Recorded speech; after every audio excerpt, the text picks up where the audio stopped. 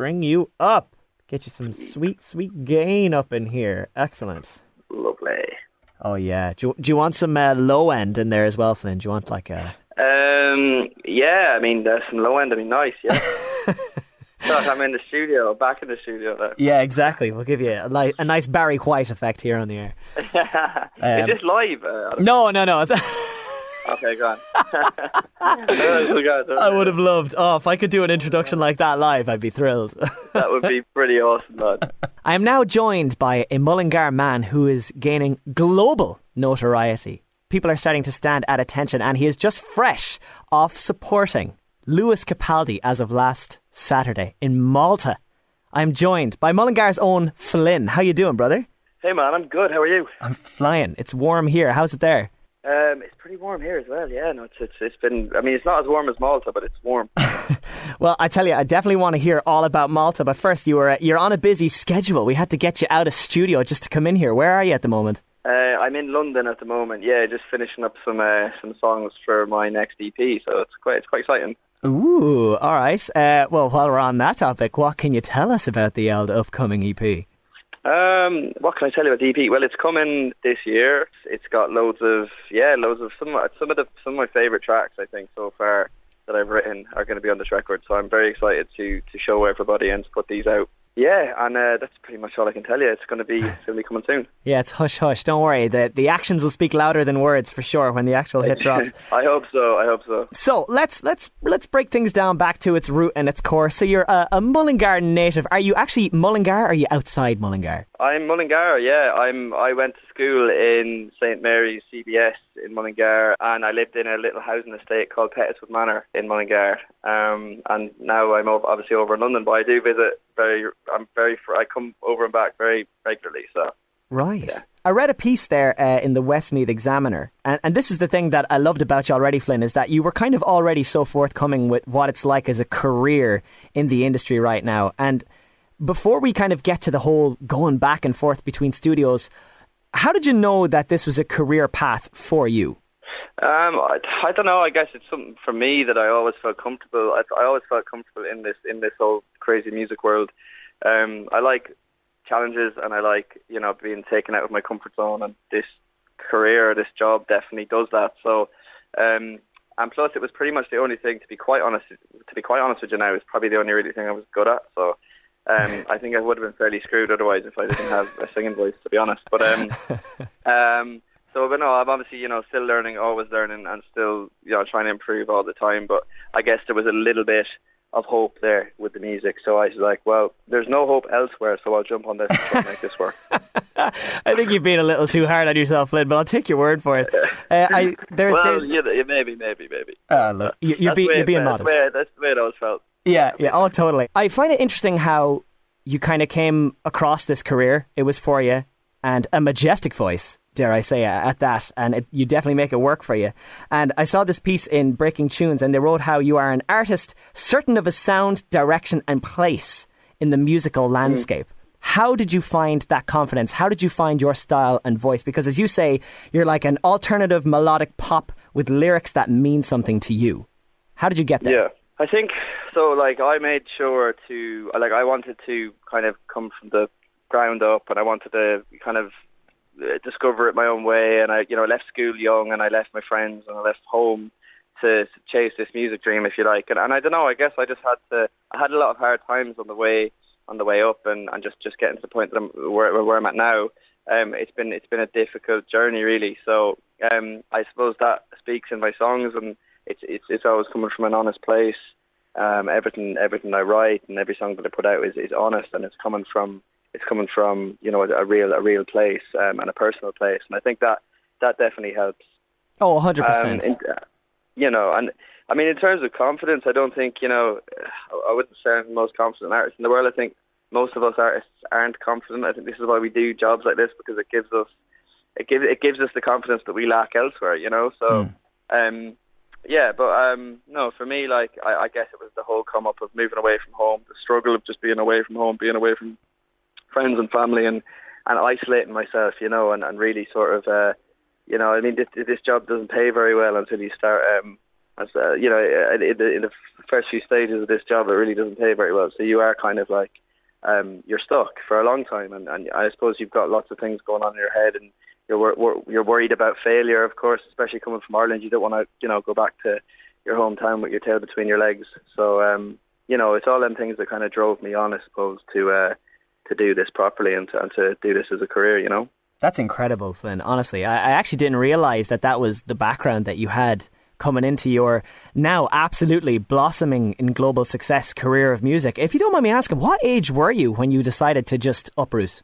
I would have been 19. It was literally like after my leaving cert. So when everyone else was planning their, Ibiza and Magaluf holidays, I was planning just going to Bristol with my guitar, and that's what I wanted to do. Everyone was like, "Oh, come on, get a summer job and come on holiday with the lads." And you don't want to go to university and college. And it wasn't for me. I was one of the few that decided to kind of just pack a bag and kind of go on my own and I suppose really learn about myself and figure out who I was and that was hard for me, because I had to face a lot of adversity along the way, and spending that much time on my own, was good for me, but there was pros and cons. It's given me lots of content, and it's always given me something to write about, and it still does to this day. I'm pretty much a man on his own on this little journey. So, but that's the way I like it. I'm quite introverted, and it helps with my writing, and that's why I like to move around a lot on my own. But yeah.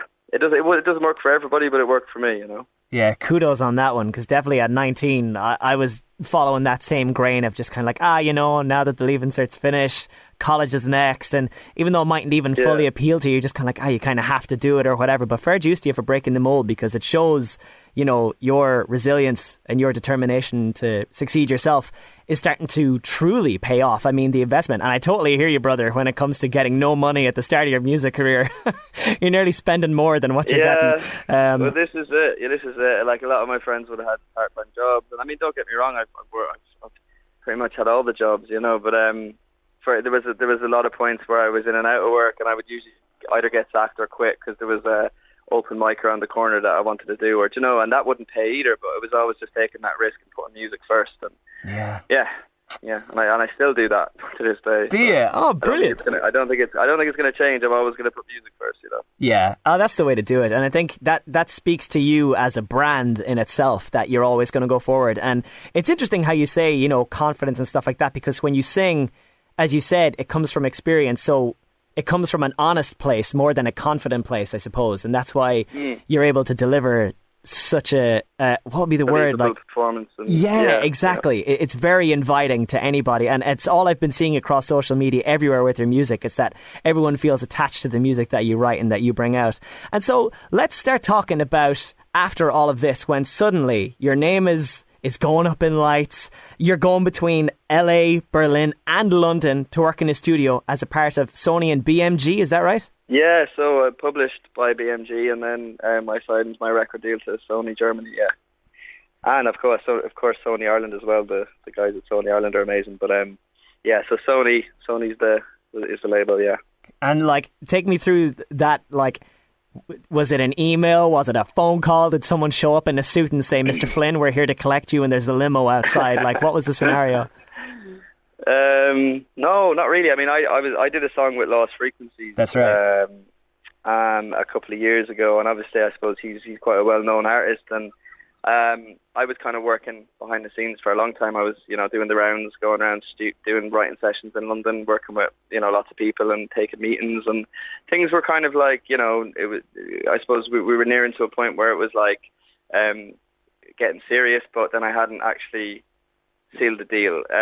So I was looking for that final little kind of win or cherry on the top, if you like, to seal a deal. And luckily I wrote "Recognize" in London, actually in the studio I'm in right now, in one of the studios in this complex, and wrote the song. And Felix, Lost Frequencies, his name is Felix. He picked it up and he loved it, and obviously the song went on to it went platinum in Belgium, and I got to perform, do Tomorrowland and do some TV appearances, and I suppose really get my name out there. And from there, then that was just the final little push, I guess, that I needed. And I signed with Sony then, and then I signed with BMG my publishing not too long after that. So then it was official, then it was real, and it's been a lot of fun. It's been difficult, but it's been a lot of fun, and yeah. So then let's talk about working with the likes of Lost Frequencies, because obviously you're kind of coming in, the name, and I don't know if you had ever met Felix before that, but like, what was it like working with a producer like that, with an artist like that? Yeah, I mean, Felix is great, and we've remained really good friends, and we still work. I mean, we're working on stuff at the moment. We're always working. I'm always sending him ideas, and he's a really good. I mean, the level of respect is there, and for each of us. I mean, we both respect each other, and he's a very, very talented guy. He knows what a record should sound like, and he knows how to produce a great pop track. But yeah, no, I learned a lot, obviously, through him as well. Like, I learned a hell of a lot from him. So, but it's all about these contacts you build and you make along the way, and it's all as I say, it's all a learning curve. It's all a learning experience, and I'm still learning every day, and I'm meeting new people along the way that are always teaching me new things. But Felix is amazing, great guy, and very successful. I mean, he's just had a very, very successful song with his latest one with Callum Scott. It's everywhere I go, I hear it. So he's just continues to rise, that fella. I think it's great how you say, like, at the end of the day, you're all artists, you're all poets in a way. Like, there's no actual right or wrong formula to do stuff. So, learning things really is just an experience it, and then if you can, share it with the next person to kind of learn from that as well. Yeah. So exactly. let's talk then about the big weekend on July 2nd. You were in Malta opening for Lewis Capaldi. What was that like? It was amazing. I mean, like, it was just incredible. Very warm. It was 40 degrees peaking on the day.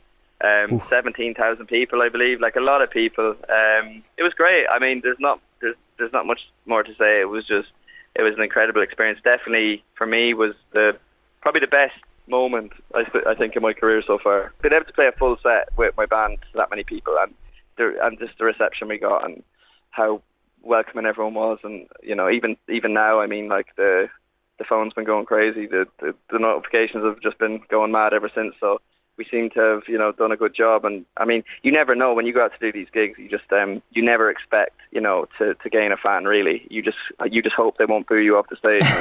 Yeah.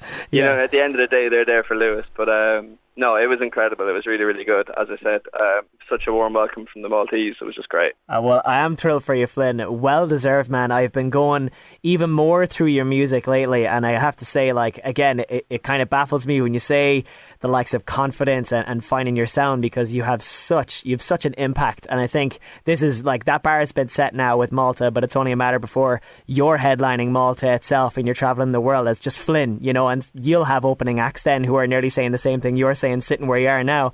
And speaking of that, you obviously have great tracks that represent who you are. I love B-side, absolutely love that. I was just talking with a friend of mine here about how you use brass in that track, and I think it's so good to have just a good brass back in like modern music. It's so good. And like, how do you go about the production of that then? I mean, do you play brass? Do you get in brass musicians? What's that like?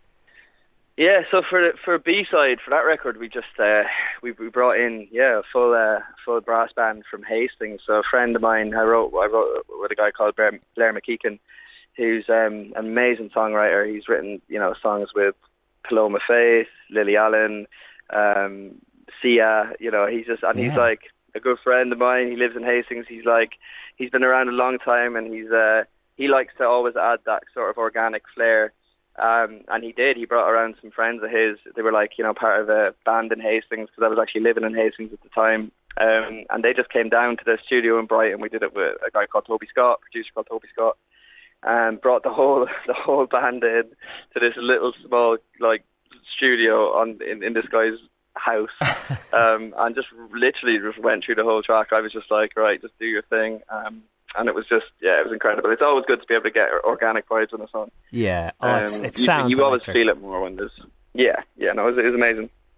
And then also very quickly, before we let you go, back to the studio life. Tell us about Elephant, because we're featuring that regularly here on Midlands 103 and on the V.I.P. It's such a good song. And I know that's kind of, it's close to you as well, but can you also just kind of take us through how you came to be with the song?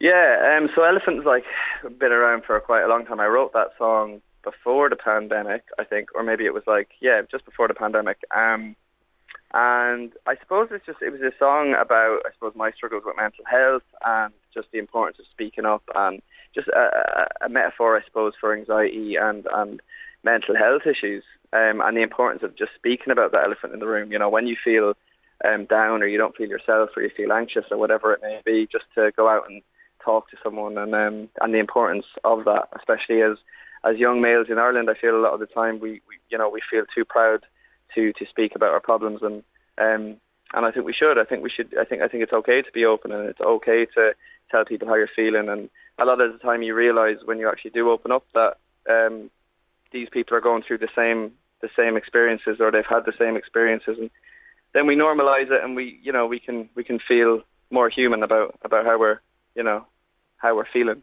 So yeah, that's pretty much it in a nutshell. I think just the importance of just speaking up when you're feeling strange, you know? Yeah, it's funny that we can actually all kind of feel the same thing sometimes. It's weird, huh? And it's so good to be able to create that connection with other people, because sometimes that's all you need, is for someone just to be from an understanding place and be like, oh yeah, I understand what you mean. And if I may say, Flynn, from a personal perspective, and my opinion on music, I think how it is that you perform that with your music, the likes of making awareness of mental health and addressing the elephant in the room, I find it such a powerful weapon that you can do that with quite an upbeat, like alternative pop sound. That's so important.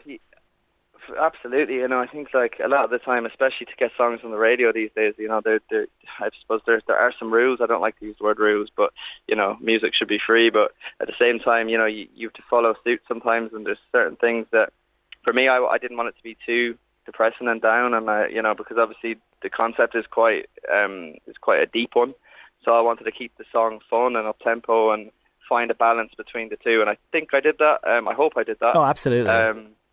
Yeah, but so I guess that was why, you know, I wanted it to be heard, and I didn't want it to be too dreary and too moody, because otherwise, you know, it mightn't be as enjoyable. So yeah, I like to play with the two and find a balance. So yeah, that's kind of how it came about. Well, I think you struck it perfectly, Flynn. I really adore the song, and the fact that it has such a close place for you, but can also reach out to people while still being, you know, it creates a platform where it's just kind of like, yeah, this is it, but it's not, as you say, dreary. It's actually like addressing it and kind of like, look, let's do this thing, and it kind of gives energy rather than kind of like takes energy while telling it at the same time. But look, Flynn, continued success for you, my man. I'm so thrilled for you. I'm delighted to see your name continuing to travel around the world with so much success. Here's looking forward to the new EP dropping before the end of the year. Really looking forward to that.